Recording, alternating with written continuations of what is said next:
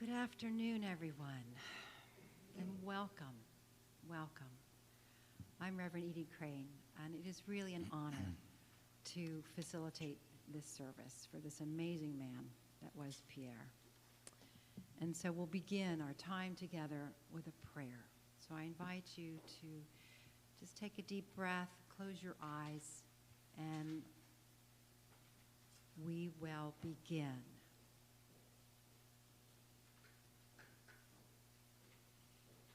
We're going to do a sound check. How's the sound? Does the sound okay?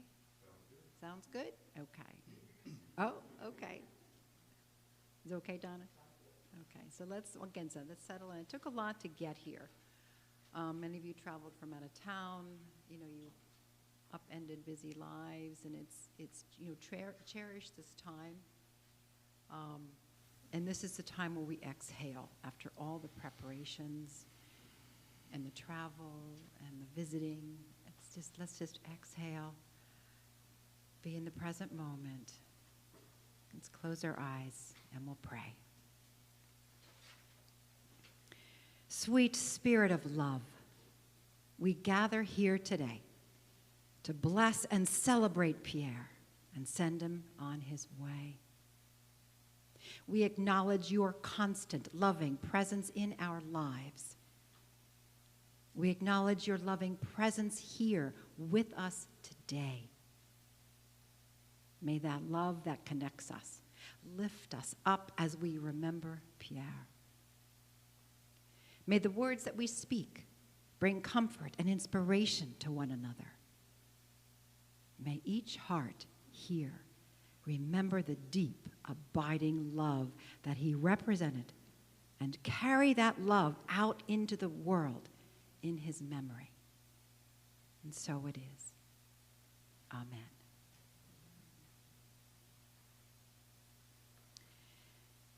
It is indeed a bittersweet time when we gather to say goodbye. We miss Pierre's presence, and yet we miss their smile, their voice, their hugs. And yet their love lives on in us. Their love lives on in us. We are tasked with picking up the threads that they have left. Continue the legacy of love that Pierre has bequeathed to all of you. Pierre was at once a scholar, adventurer, devoted family man. He had a heart as big as the moon and a curious mind to match. When he wasn't delving into the latest technologies, he could be found enjoying the great outdoors and quality time with family. His love of nature combined with his sense of adventure inspired him and Donna to take to the open road. They eventually sold their house, bought an RV, and went off. His most cherished times were the enormous annual family picnics that had been taking place for over 50 years in Chicago. When he and Donna ultimately settled in Maryland, they maintained this tradition for over a decade. And so I invite us to pause for a moment here and just close your eyes and call up a favorite memory of Pierre at one of these gatherings. And allow it to bring a smile to your heart, a smile to your face.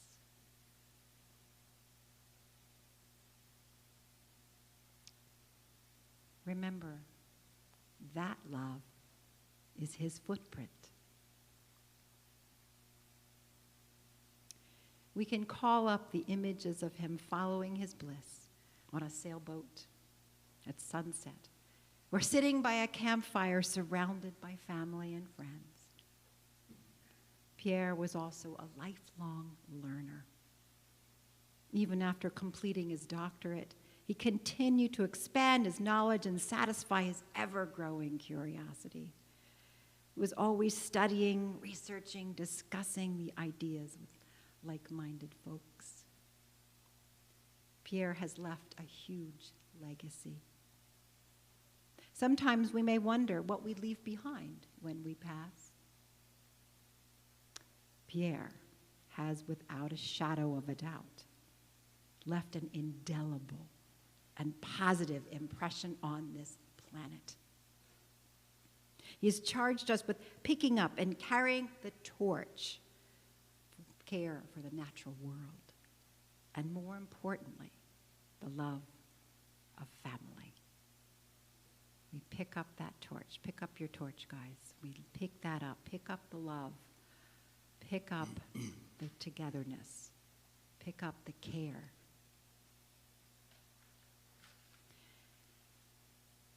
And now, we're going to sing a very, very special song after we finish this.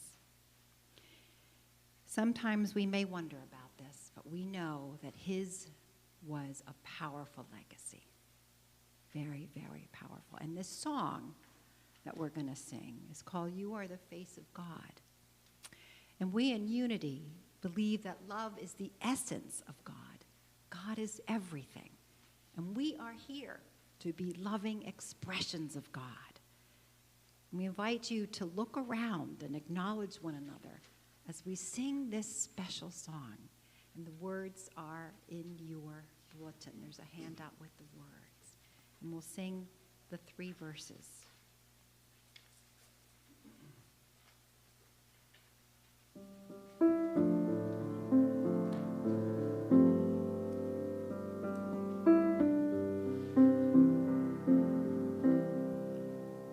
You are the face of God.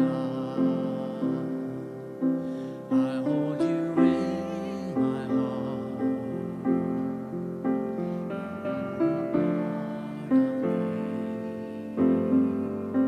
You are the face of God. You are the face of love.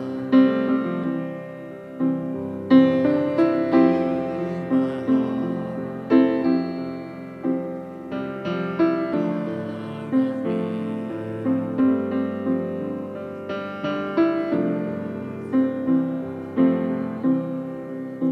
You are the face of God.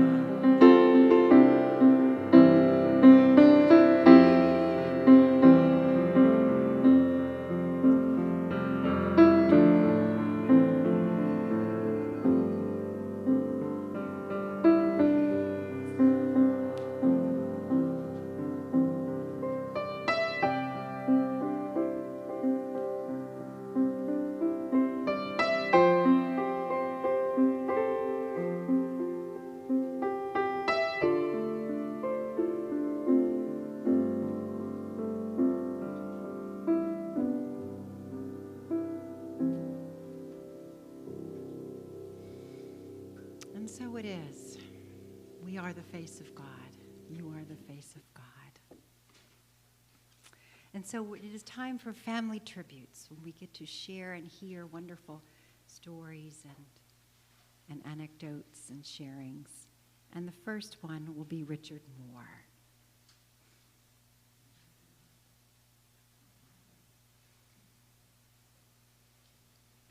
Would you like a handheld or this one?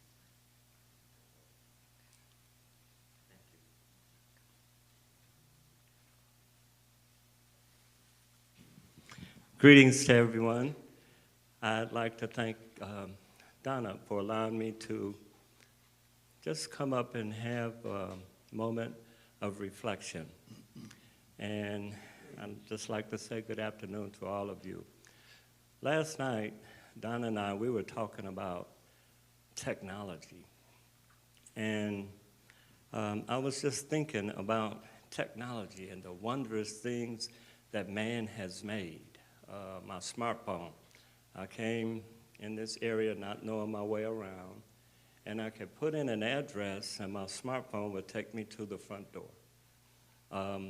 Man has made airplanes that can fly faster than the speed of sound. Man has made submarines that can float around underwater undetected. Pretty amazing things that man has made. But then On the other hand, I think about the awesomeness of God, and of all the things that man can make, only God can make a day. And this is a day that the Lord has made, and we can rejoice. We can rejoice and be glad in this day. It's truly a blessed day. We still have joy in our sorrow. We still have joy in our sorrow. And so I had a sermonette, and Donna told me that I had 3 to 5 minutes. And so in obedience to my sister, because I'm always obedient to my sister, I had to cut it short. And so I just want to share an experience with you. And I'm going to go back 60 years ago, 60 plus years ago. And we were riding in an old 49 Ford, and Donna was driving. And so anyone that's familiar with Detroit knows that the intersection of Claremont and Woodward, it zigs and it zags. And so Donna was driving, and she went to the right, and we all leaned to the left. I was in the middle, Pierre was on the right, and I always sat in the middle because if I sat in the back, he would get too close to Donna, and really I didn't like him very much. So I sat in the middle, and so she made the right turn, and then she made the left turn. Well, when she made the left turn, we all leaned to the right, and the door flew open. And Pierre almost flew out the door. For a moment, but I grabbed his arm. As he was going out the door, his arm flew up, and I grabbed his wrist, and I pulled him back. I tell that story. That was well over 60 years ago. And since then, I've got so many memories. I got so many stories that I could tell. Pierre, my big brother, larger than life, larger than life. He called me Ricky sometime, he called me brother sometime, but just larger than life. He was an intellect. He was full of wisdom and knowledge, and within me, he planted so many seeds to help me to be what you see standing here today. And so I'm just thankful today for his life. I thank God for his life. I thank God for sharing Pierre Colombel with me. My brother, I'm just thankful. I'm thankful for his life. And then I think to myself that he went through a lot, and now he's free. He is free. No more doctors, no more medical staff, no more illness. His fate is sealed, and he is free. And we can rejoice. We have sorrow, but then at the same time we can rejoice. He is truly free indeed. He has fought the good fight, and he is free. He's finished his course, and he is free. I thank God for Pierre today, my hero. And it's good to have a hero that you can reach out and talk to. I mean, we have heroes on TV. We have heroes on the football field and basketball court. But this was a hero that Donna and Pierre joined us, my wife and I, when I retired on a cruise ship. It's a hero that loved me and called me brother. And so I am thankful today for Pierre Colombel. I'm thankful for his life. I'm thankful he was a role model to me. I'm just thankful. I can't thank him enough. I know, Donna, I'm past my 5 minutes, and I'm headed back. But thank you. I just have one last question, and I'll stop with that. I just have one question, and that question is, what is your plan for salvation? Thank you.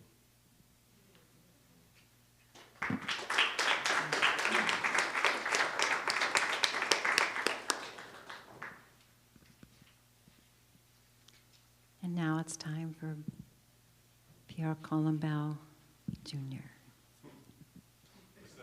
The second. Excuse me, the second. I don't think anybody likes Junior.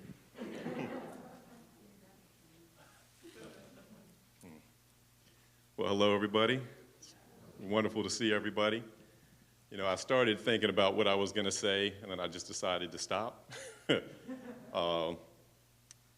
know, the thing that I think I admire the most about my dad was just his endless curiosity, his pursuit of learning. And I think that's something that's trickled down into all of his kids. You know, my dad was MacGyver before there was MacGyver. And for you young kids, Google it. You know, he could do anything. And if there's something that he hadn't done, he'd read a book and he'd do it. And if there's anything that I've gotten from my dad, and there's many things I've gotten from my dad, it's just the belief that we can do anything. We set our mind to it. If we work at it, there's literally nothing that we can't do. I loved his zest for life. You know, he taught me about being a man. He taught me about being a better father. He taught me about reflection and looking at myself and always improving. You know, he was a masterful storyteller. Some of my best memories were vacations, riding in the car, before there was internet, before there was Google, before we had Walkman or anything else. And just the stories he would tell from the books he read. And, you know, I think I got that love of reading early on. And just the love of life overall. You know, I love the fact that even in sickness, just the interaction that he'd have with me, with his grandkids, you know, Tristan and my dad, you know, literally to the end, talking about playing basketball, riding a bike. You know, just that amazing love of life. You know, he has 4 kids that, you know, while my dad knew a little bit of everything about everything, he has 4 kids that are certain they know everything about everything. Yeah, without a doubt. So, you know, it's just, I'm sad, but I'm more happy than I'm sad. You know, it was his time. And he has this legacy, and he'll always be remembered. You know, he's had such a profound impact on all of our lives that, yeah, I love him, and I miss him, and I just want to kind of celebrate him. So, thank you.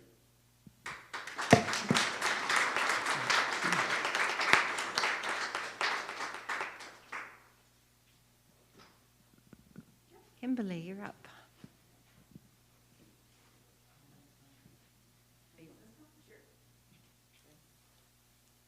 Thanks. Well, good afternoon, everyone. I'm grateful everybody's here, and I'm grateful you went first. Me too.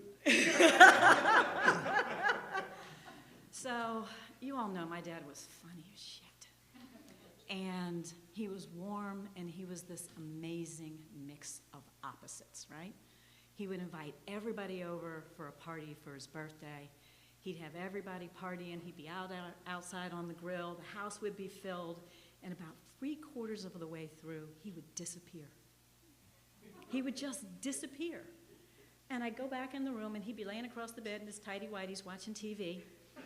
And I'd be, Daddy, what are you doing? And he's like, I'll be out in a minute, Kimmy. I'm like, okay. I come back out. I look at Mom like, he invited all these people. What? And then he'd fall asleep, and that was it. He was happy knowing that the house was filled. His introversion kicked in. He got saturated, and he's like, peace out, and went to sleep. And he would do that for his birthday. He'd invite everybody over, have cake, and disappear. Everybody be hanging out, having a good time. Dad's sound asleep. But he loved having everybody around. The other thing he'd do was torture the heck out of me. In those days, in the house in Colombia, my bedroom was below the living room. There were no remote controls for the TV. I was the remote control. Yeah, I know. I was gonna call it out. I was gonna call it out, right? So he'd be sitting there on the sofa with the TV 6 feet in front of him, and I'd hear, Kimmy, come here for a minute. I'd go jogging upstairs. Hey, baby, can you change that channel for me? Change the channel. He's like, I need UHF, so can you like hold? He's like, right there, don't move. Just stand there. Oops. All the time. And he'd do it to all of us. But I think I got hit the most because my room was below him. Would you disagree? Probably. And he was a Trekkie. So the one thing I loved doing with him, one of the many things I loved doing with him, but he'd lay across the bed watching TV, and my brothers, he had a big belly, so my brothers called him Gutty, especially Nick and Eric. That was their name for him, Gutty. So I'd go laying in the room on his stomach and watch TV, and then try to pretend like I was asleep so I could stay there. And then Mom would come in and look at me like, nobody. This is my bed. You do not get to stay. So when I was little, I would slide to the foot of the bed.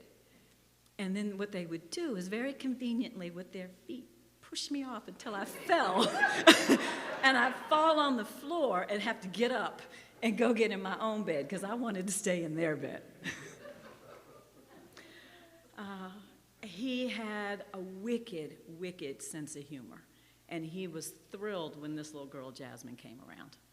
And he was in the waiting room when I was in labor. I have a picture of him that I'm in labor, and he's just standing there like a dad, not knowing what to do, with just one hand on my head like this. Like, I don't want to get too close, but I want to be here, but I'm scared, and so I'm going to go now. And he had that look on his face.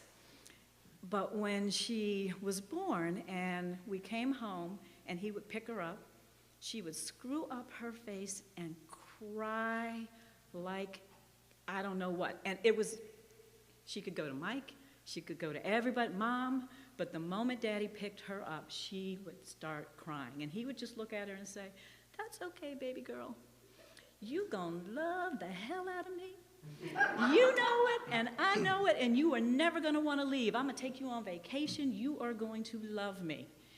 And so he would leave messages on my answering machine. Now, the man never left a message for me.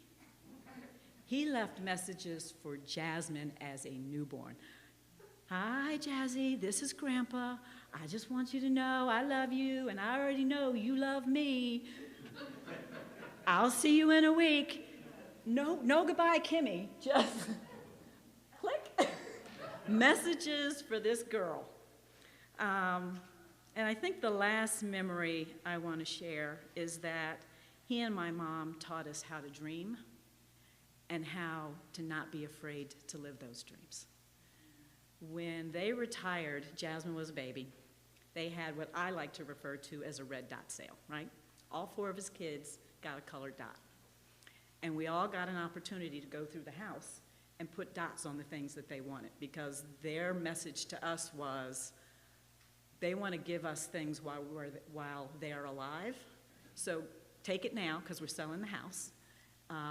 And we all went through and got the things that we wanted, and then they bought, as you alluded to in the eulogy, a Winnebago, trekked across the country for a couple of years. They traveled internationally. They worked for the United Nations. They were everywhere.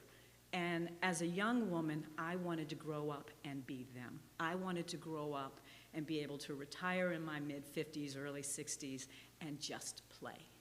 And that's what they did. They taught us that it's about being together, it's about having family, it's about living your dreams, living them, not just dreaming them, but not being afraid to live them. And that's the legacy that they, not just him, they together imparted in us. So thank you, Daddy. Thank you, Mom. And I love you guys.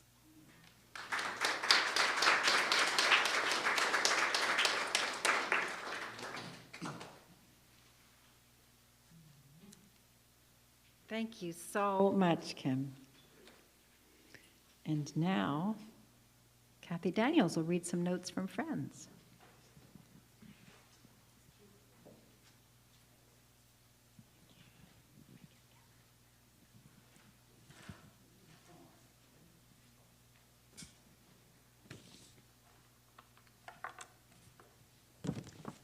Hey, I have some wonderful letters here from trusted and beloved family friends.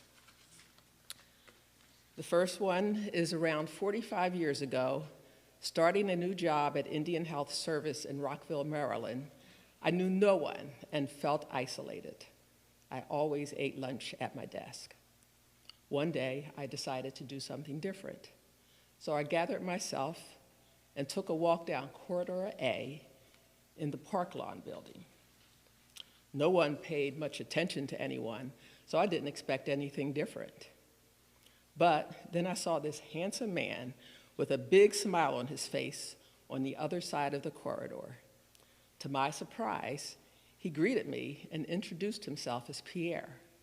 He had heard that I was the new chief of the inpatient care branch and that he had intended to visit my office to welcome me to IHS in his capacity as the Equal Employment Officer. So he apologized that he hadn't done it sooner. Things were busy at his office. From then on, we became sympathetic coworkers and swapped encouraging words when needed and solace when wanted. Pierre had broad shoulders for anyone who came to him for comfort and competent help. He provided excellent consultation and assistance for those in need. He would light up the room whenever and wherever he would go. People flocked to him. He was so well liked and admired. He always had a kind word for you. Many years later, when we had advanced in our careers, we would still see each other in the hallways. We would update and congratulate each other then. One of those times, after I told him about the Johns Hopkins Change Management program that I was going to attend, he excitedly told me his wife, whom I had never met, would be attending the same program. He had told me that I would really like her as she was very special.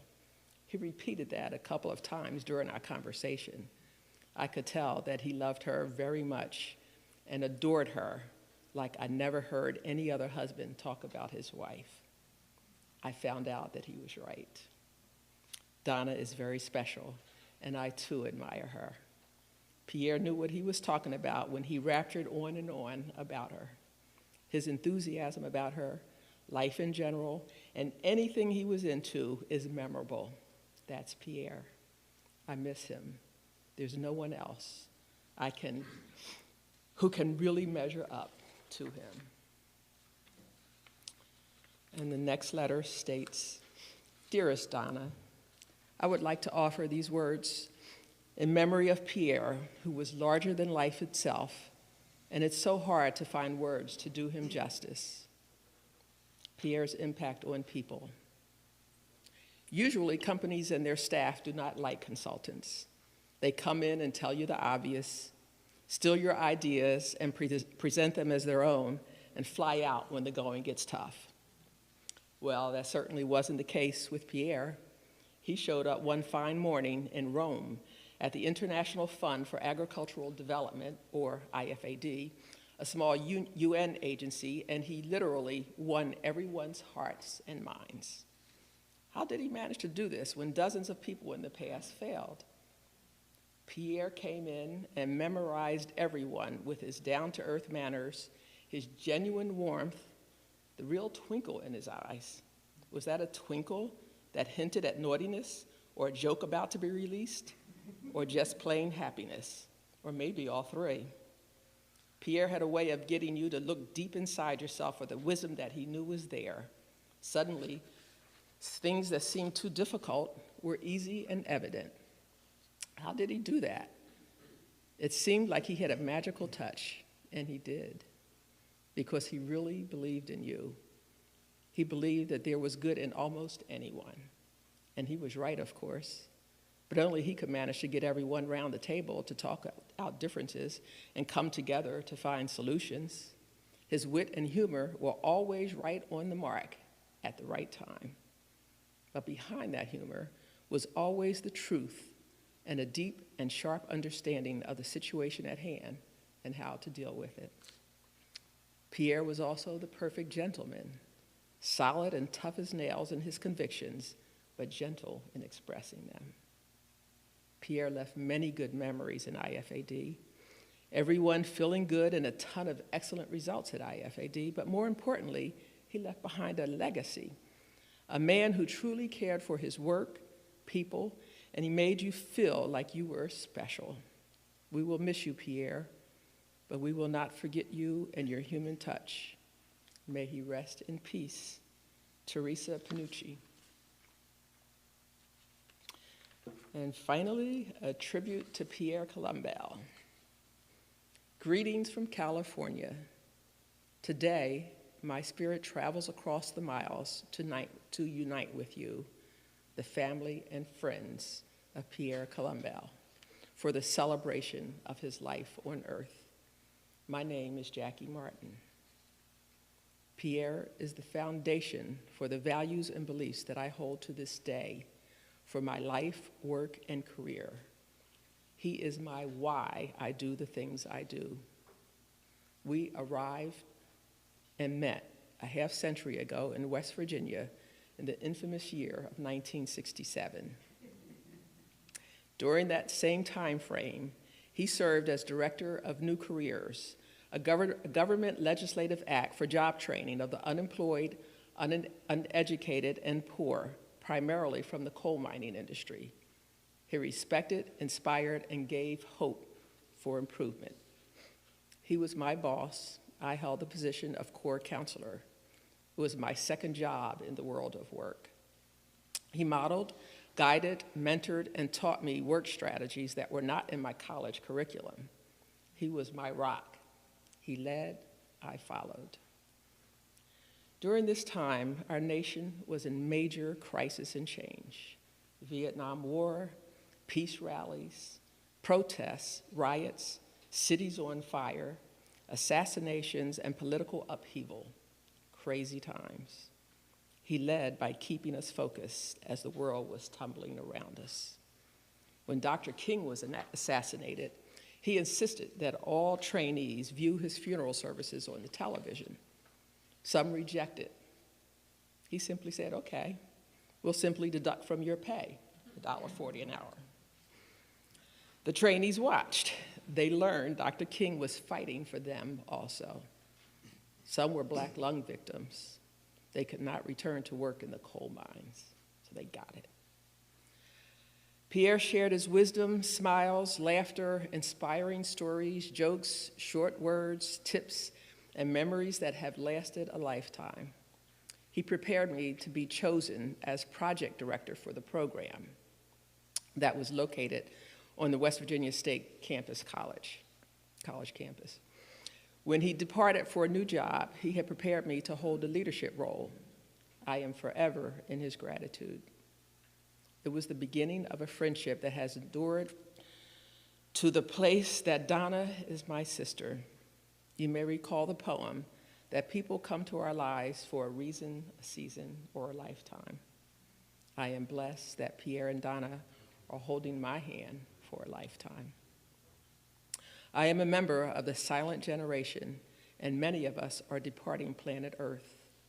I hold in my imagination that Pierre is soaring with two other friends that I know who have departed Earth. within days of each other. I hold that they are holding hands, sharing tall tales, smiling and laughing, guided by their angels to their destination over the rainbow.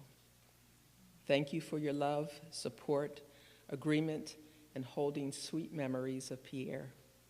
This moment is forever in our heart. We're connected. Pierre is smiling and is Pierre.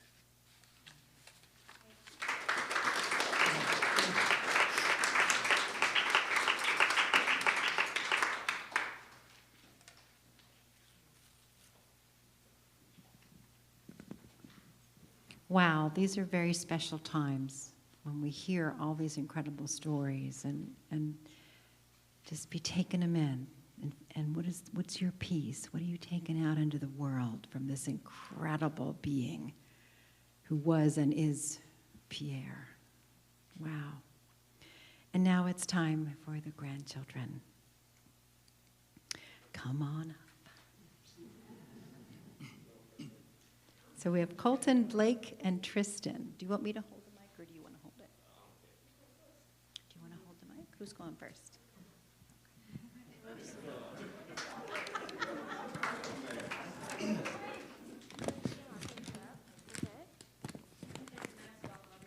No?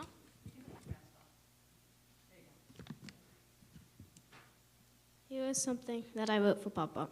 P. A positive guy in our life. He makes piles of smiles and lots of other things. All the good things we did together will stay in my heart forever. Oh. Obviously one of the nicest people I ever met, and this is what I said. We all love Papa, and he loves us too. So now I will say goodbye, but he really is still here with us today. Finally, P, powerful to perfection. He was a powerful man that could think to the max. No one is perfect, neither is Papa, but he is such a marvelous Colombel in our family today.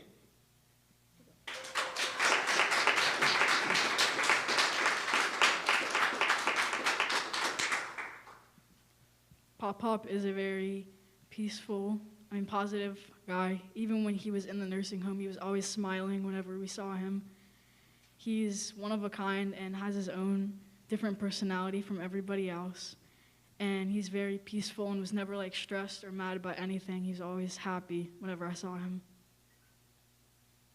That was it.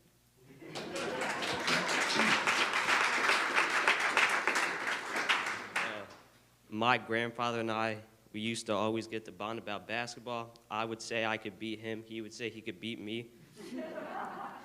He always said I needed more practice, though, and, whatever. But I'm just happy one day in the far future we'll get a 1v1, and he'll be in his prime, so he can't have any excuses when I win. Love you, Grandpa.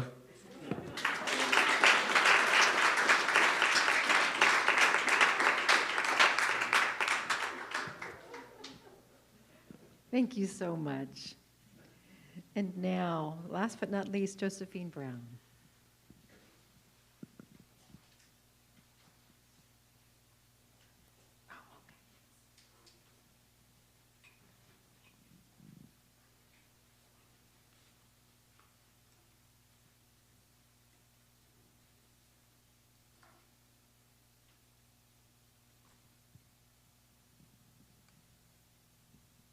I am the second oldest daughter of Pierre's sissy, Jean Colombel Mitchell. Pierre Andre Colombel, Uncle Mike, to me and to our family, has always been a presence of significance in my life. Please come on a brief journey with me as I share experiences with a funny, caring, and naughty Uncle Mike, who stayed with us from time to time. Our journey began at 1424 112th Place. That's where Grandma and Grandpa lived with, I think most of their children grew up there, if not all of them. And when my mom and dad got married, we lived in the basement apartment. And so we got to play with Pierre in the little front yard. I used to eat dirt out there, and he used to tease me about eating dirt, but I was only 2 when we moved to Michigan, so I was between 1 and 2. And one day we were out there playing, and my older sister, Jean, was out there with us. And Pierre found a caterpillar, and he threw it at her, and it landed on her stomach, and it suctioned her stomach. I mean, it stayed. And so when she pulled it off, it had whelps on her stomach where the caterpillar landed. And from that day forward, I was terrified of caterpillars.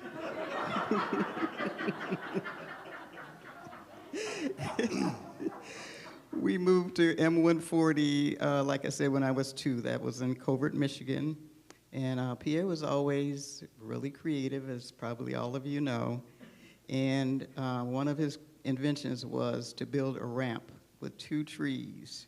I don't know if he cut them off or found them, but he built a ramp. And he either put a box or a tin tub on top of the ramp.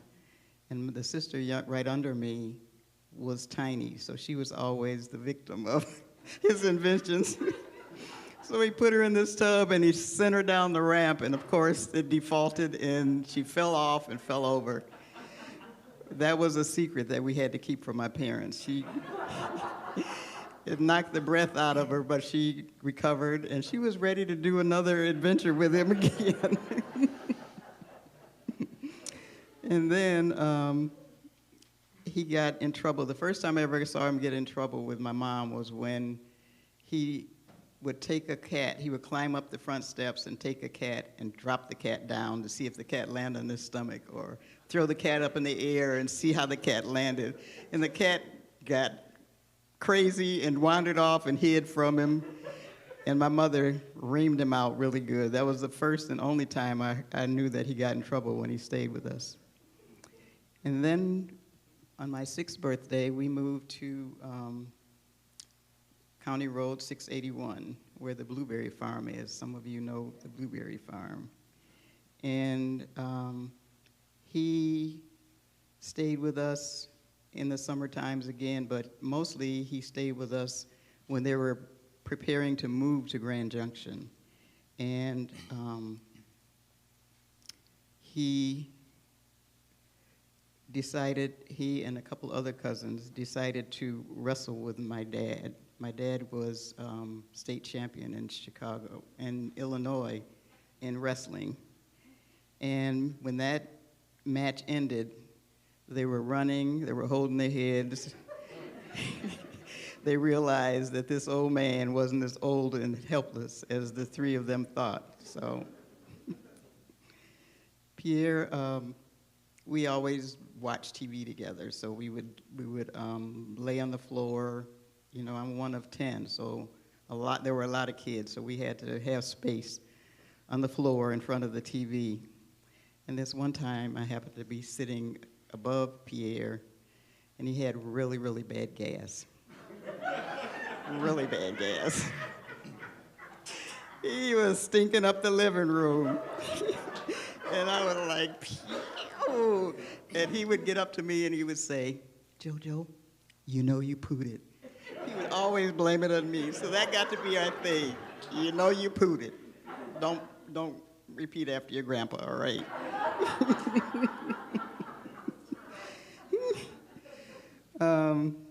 And then I remember just, like I said, always a part of my life, babysitting for Kim when she was just a little tiny baby in their apartment on Western's campus. And that was my introduction to jazz. Pierre always played jazz, loved jazz. And I loved a lot of the songs that I heard staying with him. And wherever they went, Maryland, New York, Florida, North Carolina, it was always a place that I visited. And there was always a warm and welcoming atmosphere with good food, lots of laughter, and good conversation. And in 2000, the job that I was in ended. It was a grant-funded job, and I had 4 to 5 job offers after that. And I consulted with my uncle, and he told me, take the government job. He said, they'll take good care of you. So that's what I did, and it was a good choice. And then in 2013, when my mom died, Pierre and Donna called me and said, you're the matriarch now. You know, you're the head of your family of 10, 9 siblings and all their descendants. So they ever say, I'm here for you. We're here for you. Whenever you need us, we're here for you. And they have been. One of the many things I loved about my uncle is his humbleness. You know, look at this obituary. You would never know all of the accomplishments that he had because he was never boastful or prideful. He was kind and friendly to all he met. He was pure joy to be around. I love you, Uncle Mikey, and will carry you with me as long as I live on this earth. Thank you for the journey.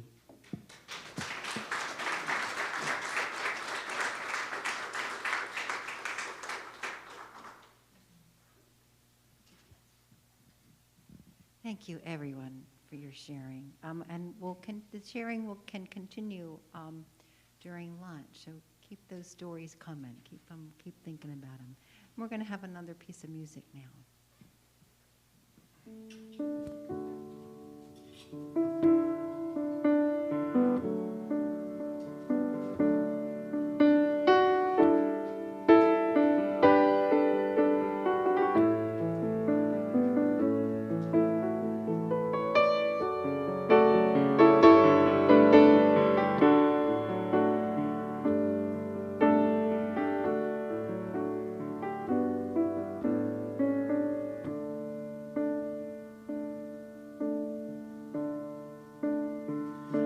When I am down and know my soul is weary, when troubles come and my heart burden me, then I am still and wait here in the silence until you come and sit a while with me.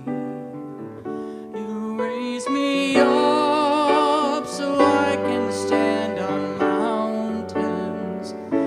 You raise me up to walk on stormy seas.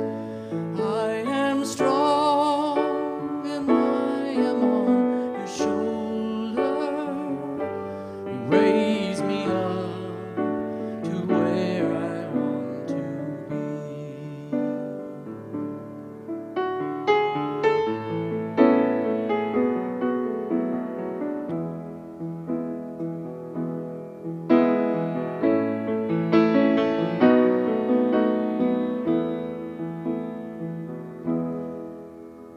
You raise me up so I can stand on mountains. You raise me up to walk on stormy seas. I am strong when I am on your shoulders. You raise me up to more than I can be.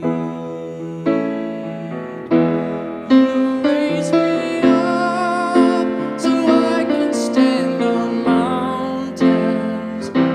You raise me up to walk on stormy seas.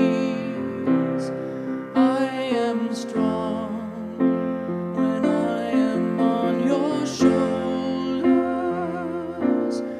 Raise me up to more than I can be.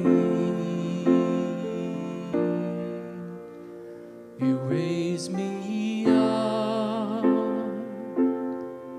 to more than I can be.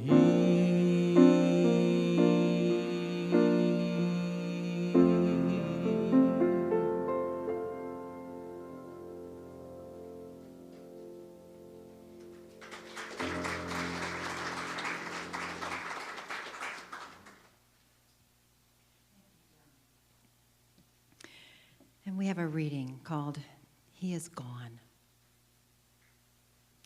You can shed tears that he is gone, or you can smile because he has lived. You can close your eyes and pray that he'll come back, Or you can open your eyes and see all that he has left. You can turn your back on tomorrow and live in yesterday. Or you can be happy for tomorrow because of yesterday. You can remember him and only that he's gone. Or you can cherish his memory and let it live on. You can cry and close your mind, be empty and turn your back. Or you can do what he'd want. Smile, open your eyes, love, and go on.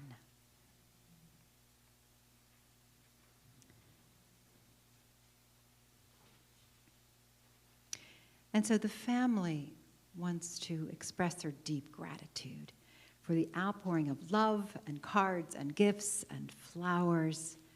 They feel deeply loved. And the warm remembrances that we have of our beloved, beloved Pierre. And again, I continue to share your stories out on the lunch table. We truly regret that we were not able to have all the family and friends that we would have wanted to join in person. COVID restrictions and an effort to ensure everyone's safety prevented that from happening. But hopefully, all were able to be with us via YouTube. We want to turn around and go, hi, everybody. Say hi. Send them some love. And as a final tribute to Pierre, we invite you to join us in something he loved dearly, a family picnic. So when we're all finished today, we'll all go outside and have a family picnic. We can have an opportunity to share some of the fond remembrances and stories of our dear Pierre. And there is an AV set up out there, so we'll pass the mic at lunchtime.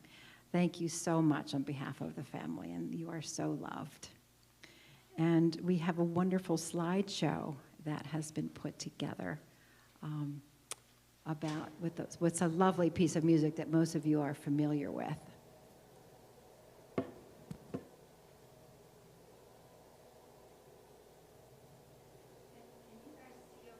If those, with these flowers here, or should we move the flowers? What are your druthers? You want to move? So yeah, okay.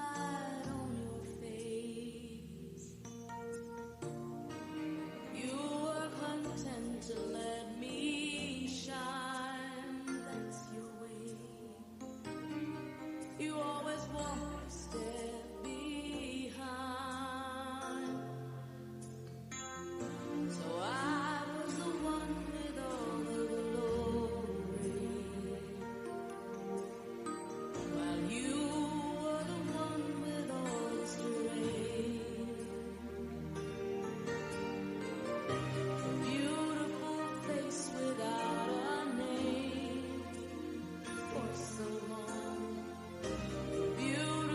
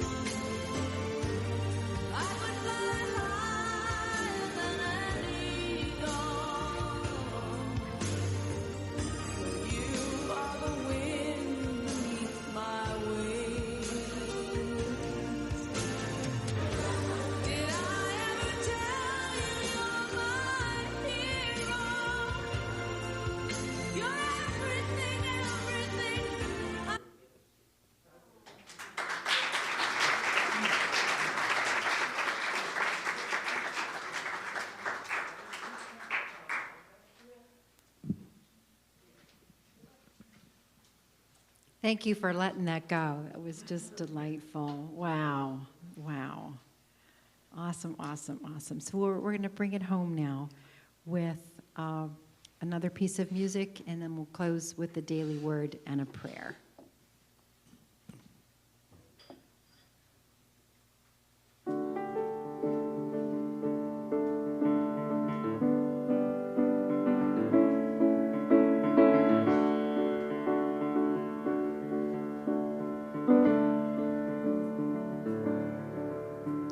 The question is why? Why are we here? To say our hellos and goodbyes, then disappear. This beautiful life, what is it for? To learn how to master peace or master war. There's only one answer that matters, even if your heart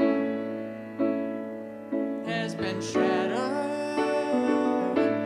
Whatever you want, whatever you are after, love is still the answer. Love is still the answer. We all make mistakes, no one not perfect yet. Maybe God made us all from an accident.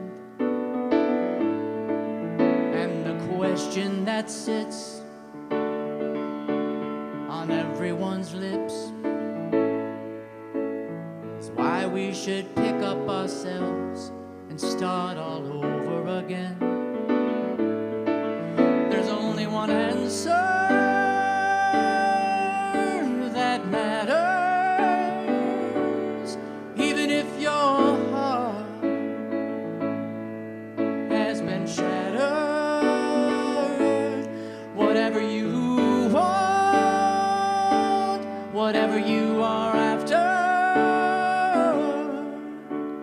love is still the answer. Love is still the answer. Love, love, love, love, love. Love, love, love, love, love.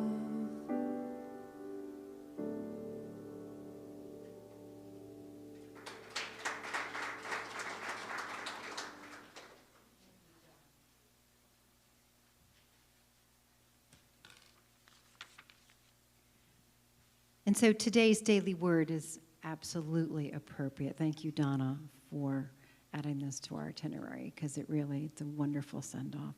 The word today is free. I am free to express the Christ within me. As a spiritual being, I am blessed with all the richness that comes from living a God-centered life. Inner riches include divine love, wisdom, compassion, and joy. All I could ever need to be a perfect manifestation of God is within me. No matter the situation or circumstance, I am free to respond in positive ways. I am free to meet discord with peace and uncertainty with faith. I practice gratitude and make time to uplift others with kind words and acts. There is no limit to the blessings I am free to share. In this way, I fully experience the love and grace of God within me always. I stay centered in spirit, living from my Christ nature. I rise above all earthly concerns and know the sweetest freedom. And from 2 Corinthians, now the Lord is Spirit, and where the Spirit of the Lord is, there is freedom. And our closing prayer. And so we bid you farewell, dear Pierre. We wish you bon voyage in your travels on the other side. We breathe in your light and your love as we say goodbye. May our hearts and minds remain open and receptive to your legacy of love. And may the wind be ever at your back as you sail on to your next adventure. And so it is. Amen.